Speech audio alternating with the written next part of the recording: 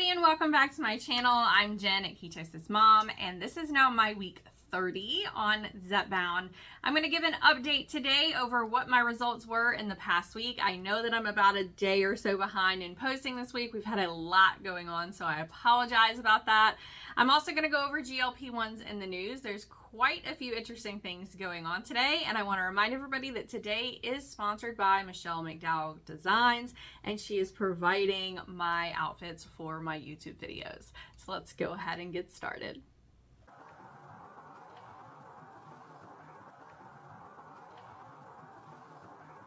Today is going to be super chill, very casual. I have not had lunch today, so I am going to be drinking my protein shake. I will tell you all, I'm going to go ahead and do my updates of my week 29 first for you all, and just let you guys know I lost 3 pounds. Yeah, I lost 3 pounds. So if you guys remember last week, I told you all that I had lost, even though it was a Cosentyx injection week. And I thought, okay, let's wait and see how this goes, because I don't know. I might come back next week and the Cosentyx hits me then, but I have lost 3 pounds since last Wednesday. Now today is Thursday, so that's like one more additional day that I weighed myself in there. So, you know, if it's just a little less than 3 pounds, but right now today, 3 pounds from last Wednesday to this Thursday. I am going to kind of be very honest with everybody, because I like to be very just kind of like blunt, straightforward. This is what's going on with me in my weight loss vlog. And this is what my third, was this my second or third? That was second week on 7.5 milligrams. And then this week that I just took yesterday morning was my third 7.5 milligram. Now, the first week I didn't really have, if you guys recall, I didn't really have any kind of side effects going on, nothing really happening. I have school-aged children. Yeah. School is back, and I feel like they are just bringing home everything under the sun that they possibly can bring home. And so I'm kind of dealing with that right now. We also have allergies going on, so I'm feeling, and I probably even sound a little bit under the weather to everyone. I'm not feeling that great. I woke up this morning and told my husband, like, my entire body just hurts all over. And so I've had a hard time eating, just gonna be honest. So that 3 pounds, I'm not surprised by it at all, because it's not necessarily that I'm having to force myself to eat because of the medicine. It's I'm having to force myself to eat because it doesn't taste good. I don't feel good. I don't want to eat it. I have so much drainage going on. Mucinex is not helping. I'm basically allergic to all of the trees where I live, and so are my children. So, you know, between the neti pot, the nose sprays, the Claritin or Allegra D, like the decongestant, trying to get everything just to where I can breathe. By the time I've kind of done all that, I really almost just kind of feel like I'm out of it, and I just don't want to eat anything. So the protein shakes for me in the past week have kind of been like a staple, that at least I can try to get some of that down. I'll also drink some bone broth, warm bone broth, things like that. I have had, you know, green beans, mashed potatoes. My husband did make like a schnitzel last night that we found at Aldi, and if you haven't had them before, they're very good. Aldi finds right now are my favorite, so if you guys are Aldi fans, post down below what you guys are finding at Aldi lately, because the Aldi aisle of shame is like where I go first every single time. I am an Aldi aisle of shamer. Like, I bought all of the pumpkin like bakeware sets. Like, it's just, I'm horrible at Aldi. I go in for milk and then I come out with just a whole cart full of stuff. And now that I really am not so into food, all the stuff is like Aldi aisle of shame. So I digress. Let's keep going. Okay, now that I've gone through all that spiel. So I am 3 pounds down. What's interesting is I'm also going to put up over here kind of like what my like visceral, subcutaneous, muscle, water, all that kind of stuff is doing as well. Because I'm really trying to monitor that as closely as I possibly can, because when I went to go get a massage this past week, I thought, okay, maybe if I can get someone to kind of massage everything, it'll kind of help just draw everything out, pull everything out. And I hadn't had a massage in all summer long because I had kids, right? And I know this is going to sound weird. I almost feel like I'm squishier, like I'm losing fat, but when she's rubbing, I feel like I'm squishier. If you guys know what I'm talking about, put in the comments down below that you know what I'm talking about or that you've experienced this as well. But as she was massaging my back, I'm like, why do I feel like this is not how it normally feels? So I've kind of been experiencing that the past week. So we had a little bit of a stomach bug at my house. And so I don't know if me waking up at 3 and 4 in the morning feeling like I'm about to get sick in some way is from the stomach bug, or if it's from me now being on the 7.5 milligrams. I'm kind of like either way on this because it has only happened once. So because it's only happened once, I'm just kind of like, okay, maybe that was whatever my child had and it's not anything related to this at all. But I did want to at least put it on here that by week 2, I'm starting to possibly feel some of the side effects, but we will see. Again, I'm on the 7.5 milligram. I will show you all right up over here my injection. I did this yesterday. I had been injecting into the like fatty tissue on my sides or like in the front of my stomach. I think I did my arm once like a while back. I hate injecting in my arms. I don't ever see any results in my arms, and it also hurts the most for me personally in my arms. I also have my Cosentyx injections that I have to rotate in all these exact same areas as well. So because the kind of whole point of a subcutaneous injection is to get into a fatty layer and nowhere near muscle, you're also not supposed to inject into any type of skin that has scarring, tattoos, like anything damaged within the skin, or if you have like an eczema area right there, don't inject right there. So because my kind of side love handle area right there is kind of free and clear of that and is super easy to pinch up all of that fat. And I was also seeing on forums that people were doing it and having like increased results in that location. That is why I was injecting into those sides. I have gotten so many messages from people, basically arguing with me about how those are not the recommended areas to put this in. And I feel like the whole point of this is to get it into a fatty layer. I had someone basically say, well, why don't you just go inject it into your toe then? I don't know about you guys. I don't have a whole lot of fat on my toe that I can like pull up and have a fatty tissue layer to inject there. I have done Humera injections, Enbrel injections, Cosentyx injections, and when you do those biologic injections, you do have to go through training with their nurses at each one of those, regardless of if you just did it with the Humera nurse. You have to also do it with the Enbrel nurse as part of their onboarding program. Every single nurse said to me, do not go within the 2 inches around your belly button. The whole point of that is to get you away from your belly button. There is another injection that you have after you've had a baby that they also were supposed to go 2 inches outside of my belly button, and I had a nurse come and give it to me in my belly button. And even just talking about that right now, I have so much pain like surging through my body just thinking about how bad that hurt. They basically all told me, and this is what I was told by my nurses, that if you have a nice fatty layer like the apron that I have hanging down in the front or on the side that is easy for you to get to, easy for you to make sure that it's clean, then that's perfectly fine. So I do that, and I've been doing it, and it's been great for me. Yesterday, however, I did inject like way up underneath in where my thighs are, just because it was like a nice kind of fatty area that I could grab, lots of skin. I was previously injecting kind of on the tops of my thighs, and that was heavily bruising. And also the tops of my thighs have gotten to where now there's not a whole lot of like good fat that I can grab up, that I know for sure I'm not getting any kind of muscle. And again, I am trying to work out. I have not been this past week because I've been sick, but I am trying to work out. And part of that workout is doing a Peloton bike, walking, trying to jog a little bit, doing a little bit of weights down in my weight room as well. And so the more your muscle begins to build up, some of those fatty layers that you used to be using may not still be the greatest for you to inject in anymore, because you might have a layer of muscle that you're injecting into the muscle. Before we get into in the news today, I do want to remind everybody that today is sponsored by Michelle McDowell Designs. I absolutely love these clothes. They're super, super easy to wear. They're so fun for fall as well.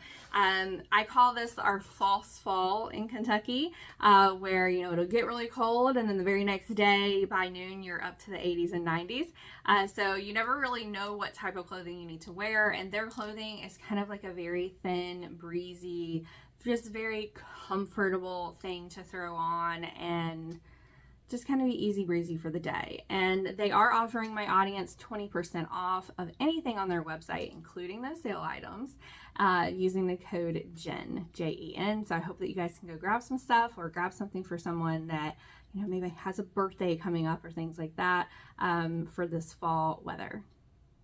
And now,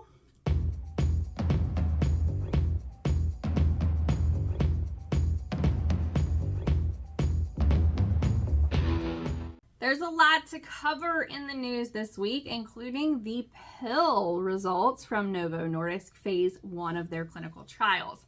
Now, I'm probably going to butcher this name. I'm going to call it amycretin, Amycretin. I know the last part is cretin, but I'm not sure if it's amycretin, amycretin. I'm just going to say amycretin. They have really great results within their first 12 weeks of their phase 1 clinical trial. And what I am kind of noticing in trends is a lot of these clinical trials, if you remember, the initial ones that everyone was talking about were like 68 to 72 weeks. Then they cut it down to like 48 weeks. Now they're cutting it down to like 12 to 16 weeks. And I am a firm believer, and this is never going to change, just so you guys know, that losing weight fast and very quickly is not good for anybody. No one's body can kind of keep up with a very quick shift in weight change. It takes your body, it takes your organs, it takes your skin, it takes everything time to kind of adapt and get used to that. And the faster you try to rush that, the harder it's going to be on your body overall, and the harder it's going to be for everything to kind of like bounce back to a stable state. And so with this new pill that they have in their phase 1, they did say that by taking 2 of the 50 milligram pills, patients were losing 13% of their body weight within 12 weeks. Then taking 1 of these pills, they were losing 10% of their body weight within 12 weeks. And so I don't really know how I feel about that. I know there's a lot of people that are like, oh yeah, give me that 12 weeks, I'm gonna be skinny. But you know, I don't know a whole lot of doctors that are going to agree with that quick of loss, unless it is someone who is potentially about to go into cardiac arrest. They are so large that they have so much weight to get off that they need to get something off quickly in order to try to help their internal organs function in general. Personally, I think it's a little fast. That's just my opinion. There's lots of other companies, Pfizer and Roche as well, are coming out with pills, and this is kind of like a race of who can come out with the pill the fastest and who can have the best. And what's interesting is Roche did report out their results, and I can definitely tell that people in investments have absolutely no idea about like the medical background about a lot of these drugs, because as soon as Roche reported out that they had the same side effects as both Eli Lilly drugs and NovoNordis drugs for their weight loss, which is your typical nausea, diarrhea, vomiting, their stock price went down by 4.5%. I'm not really sure why. That was a little bit of a surprise to me that Roche kind of dropped, unless it was just severe, like to the point where patients were having to stop in the trial because it got so bad. Another thing is that Eli Lilly, it just continues to bulk up. They are investing an additional $1.8 billion over in European manufacturing for Mounjaro, Zepbound, and also their Alzheimer's drugs. that just got approved. I will also be very intrigued to see, after they just had an Alzheimer's drug approved, if the use of Zepbound or Mounjaro will also be an indicated use for Alzheimer's at any point in time, seeing as they are having these manufacturers that they are focusing this money on are going to be manufacturing those items. It could be something that they're manufacturing side by side with some of the same ingredients, basically a lot of the API ingredients. Another thing that Eli Lilly has kind of come out and said is Eli Lilly and company may be splitting at some point. So they might be splitting their stock price. I think they're still trying to decide on how that's going to go and what it's going to look like. Personally, I believe Amazon split their stock price right around this same kind of mark. So I'm not real surprised by that. I think there's a lot of people who are up in arms about it for really no reason. I will also say that they did just invest into AI genetics. So they're looking more into like the biotech world of researching in an artificial intelligence way, RNA sequencing that is basically going to let them, I think their focus is on oncology, but there are so many different uses for sequencing of RNA that was really, in my mind, a very smart move of them to kind of take themselves even further into the future. I know that one of their other kind of joint ventures partners, which is BioAge Labs, they are investing more into the aging process, focusing more on people over the age of 65. I think that focusing more on that end is going to also be a very good thing for Eli Lilly, especially with these Alzheimer's drugs and Alzheimer's prevention type medications that they're looking into. They also are looking at oncology medicines. There's also studies out there right now kind of supporting this about your microbiome in general. So we all know that the GLP-1 is something that's typically within your intestines. It can be in other organs of your brain, of your body, brain, as well. There's a study about the microbiome specifically where they took 72 sets of people who were twins over the age of 65.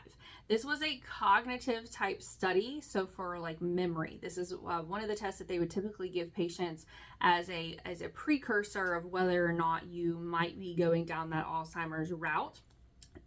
One twin, they gave a placebo, obviously, and the other twin, they gave them a fiber that had an oligosaccharide in it, and it also had inulin in it as well as fiber. So these are all things that are like gut beneficial to your microbiome. After 12 weeks on this study, they brought all those patients back after they were told like, hey, make sure you're working out, let's do resistance training, do the same things, right? The patients who were taking the fiber, so supporting their microbiome, tested significantly better in both cognition, memory, and had fewer errors on their test than their twin did coming back and taking the same type of testing. So this is all kind of leading down this whole microbiome, gut health kind of scenario that everyone is looking at right now. I will remind everybody that you can use my link down below, and then the codes on Viome, which I went over and was a sponsor in one of my previous videos, to test your own gut health, your own microbiome, and see what kind of fiber and what kind of different bacterium and what kind of different supplements they might suggest to help your gut health as well. I will say I really feel like I am on board with Eli Lilly spending all of the money that they're making right now on bulking up not only their manufacturing of these drugs, but also additional research into other fields that I feel like have previously been not researched enough. I mean, I feel like there's research on them, but there's never really been anything significant come out of it, like oncology and also Alzheimer's.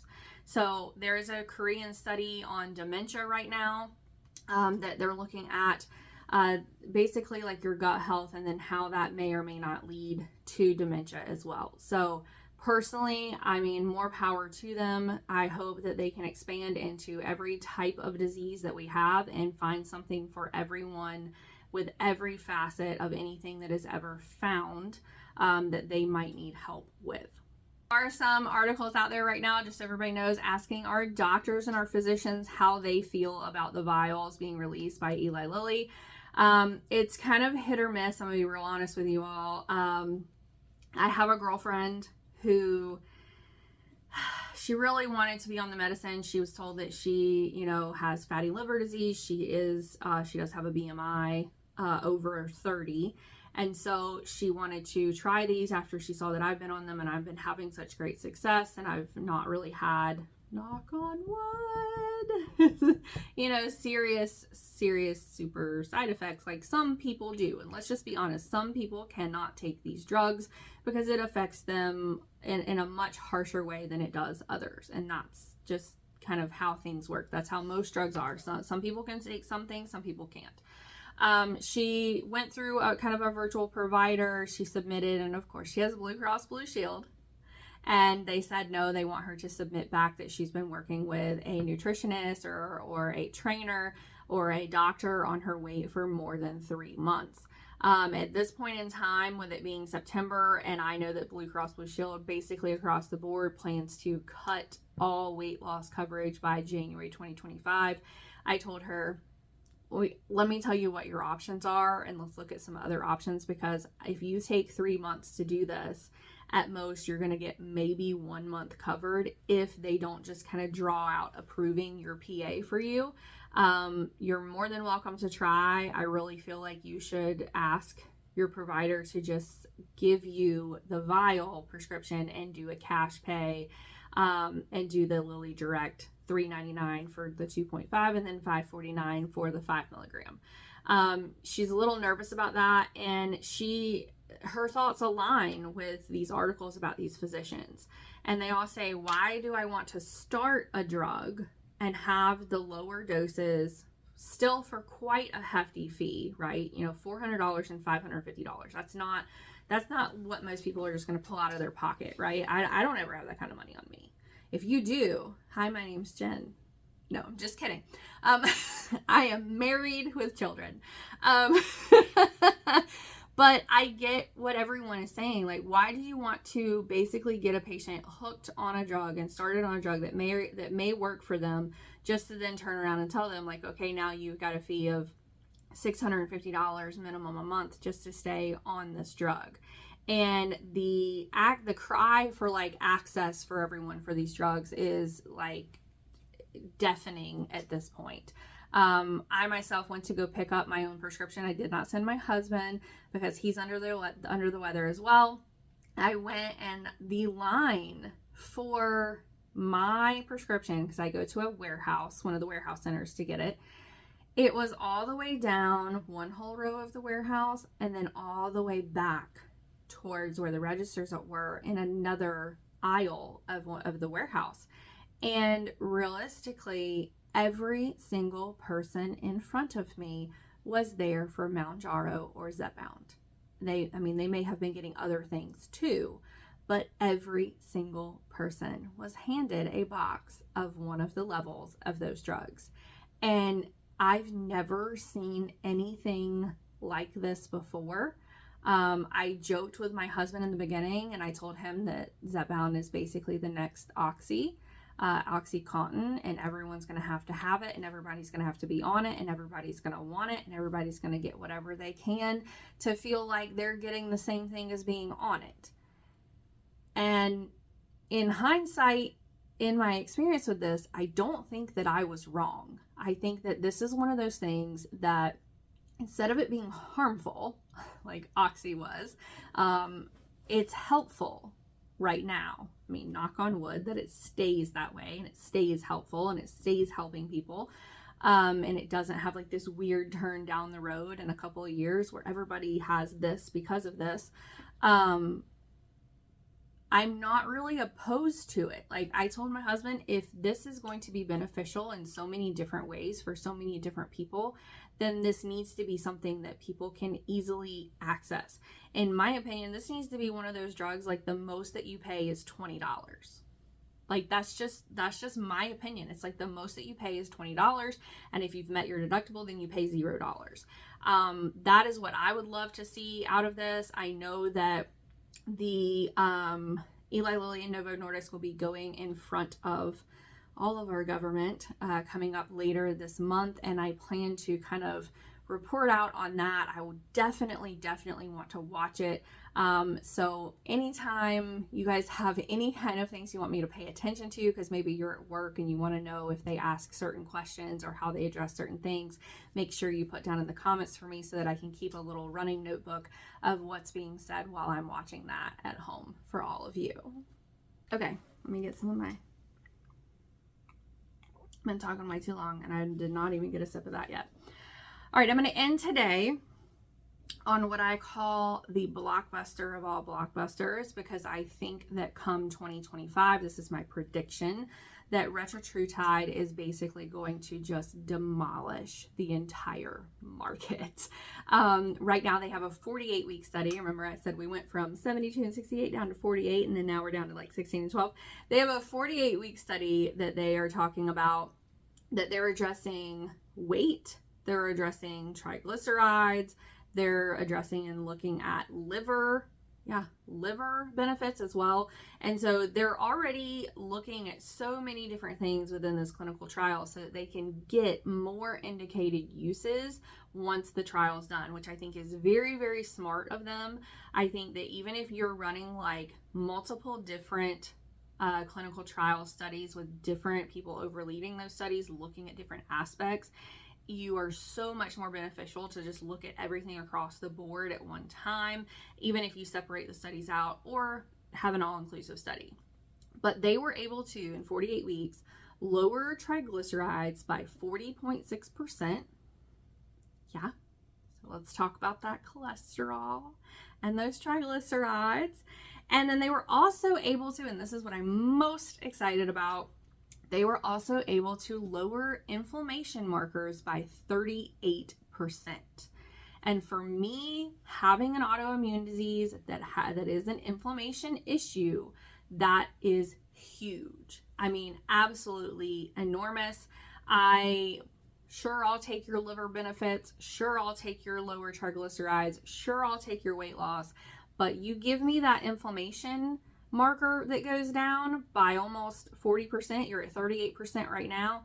You give me that inflammation marker so that I can get off of this Cosentyx, and you are my winner, like hands down.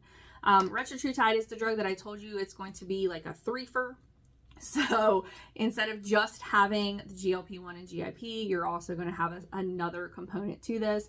There's a lot of people who are doing the amylin-based studies as well right now, but I'm just going to like hands down tell you all, I think that retatrutide is going to not only be more inclusive for indicated uses and more accessible to people, but I think overall it's going to be just a better drug for everyone, hands down anyway. I know that it's still an injectable. I wish that they put it into a pill form. It is not an FDA approved drug yet. And so when you start Googling this and all those ads start popping up about how they can get it to you now, please be very careful. Please, please, please, if you're not taking an FDA regulated and approved drug, be careful about where you're getting it from. Make sure that you're looking up where it's coming from, their state license, any kind of FDA audits that might be on them. Just Google them in general, look them up on forums, and make sure that you know what it is that you're getting. While I'm not on a compound myself, I do know the importance of that, kind of looking up that aspect behind it. I had to do a lot of different research in it because people within my friend group and my family group have asked me that don't have coverage what kind of options they may have, and I'm not going to tell anyone to go and get something that I have not fully researched and looked into it myself first. So be very careful and wary of people who are already saying that they have retatrutide to give to you now, because it is not yet approved. Okay, that's all I have for today. I'm 3 pounds lighter, and so my weight loss as of today from February 14th of this year is right here. I could not be happier and more pleased with that. Yes, I'm a slow loser. Yes, I take an autoimmune treatment that I gain anywhere between like 4 and 8 pounds a month, and I'm finally not seeing that go on right now. I'm also on my Viome supplements and my Viome fiber that I really feel like over the past 2 weeks has helped me personally with a lot of the constipation issues that I was having. So knock on wood that also continues. I will remind everybody that you can subscribe to this channel if you're not already subscribed, and you can also tap that little bell over there to let you know every time I'm posting new videos. You are going to see a lot of shorter videos from me coming up. I have a lot of campaigns, especially with the holiday season coming up. My kiddos right here were just in a campaign this last week. They have a couple more lined up as well. If you'd like to go and support them, I will put a link to the Instagram campaigns that they've done down below so that you can go give them some love on those posts that they do. That does help them gain more campaigns, and my children do get the money that they do from any campaign work that they do, and they get to spend that when we go on vacations. So please, please, please go support them if you have a moment for today. You can also follow me on Instagram over at KetosisMom or at Living Large and Lily. I'm also on Like to Know It, which seems to be everyone's preferred like shopping method with me lately, is on Like to Know It at Living Large and Lily. And of course, you can find me on Amazon at amazon.com/shop/KetosisMom. I will see you guys next week and hopefully have another great update for you guys. Bye, everybody.